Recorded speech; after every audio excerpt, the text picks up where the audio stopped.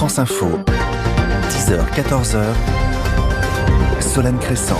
304 morts au moins en Haïti après le séisme d'hier sur l'île. Le cauchemar de 2010 est dans toutes les têtes. Nous sommes avec la journaliste Amélie Baron sur place en Haïti après le fil info. 10h10, Armel Balogun.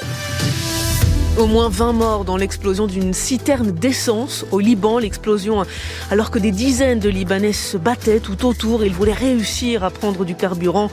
Le Liban est en pleine pénurie. L'armée s'est déployée hier dans les stations-service pour tenter de calmer la population. En Afghanistan, les talibans sont entrés dans Kaboul, dernière grande ville qu'ils ne contrôlaient pas encore. Ils appellent les habitants, les combattants à ne pas résister. De nouveaux malades du Covid transférés de la Martinique à la métropole. Ils sont dans l'avion en ce moment, arrivés dans l'après-midi. L'hôpital de Fort-de-France est submergé. On fait de la médecine de catastrophe, déplore le chef du pôle réanimation. La satisfaction de la ministre de l'Enseignement supérieur, Frédérique Vidal, dit sa très grande fierté après la publication du classement de Shanghai.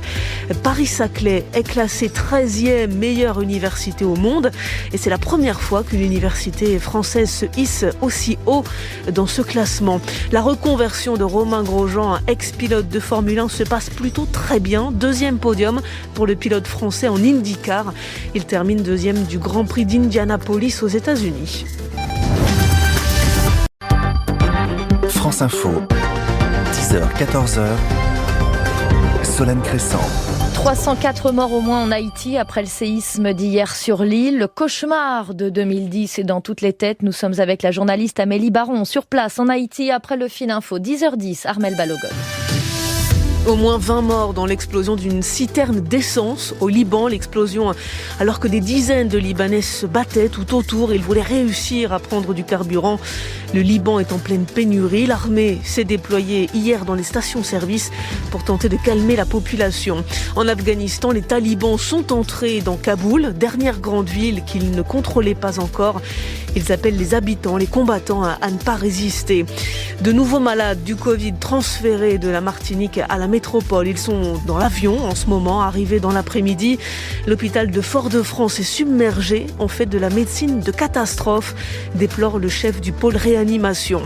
La satisfaction de la ministre de l'Enseignement supérieur, Frédérique Vidal, dit sa très grande fierté après la publication du classement de Shanghai.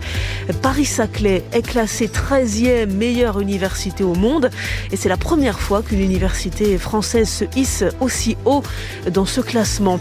La reconversion de Romain Grosjean, ex-pilote de Formule 1, se passe plutôt très bien. Deuxième podium pour le pilote français en IndyCar.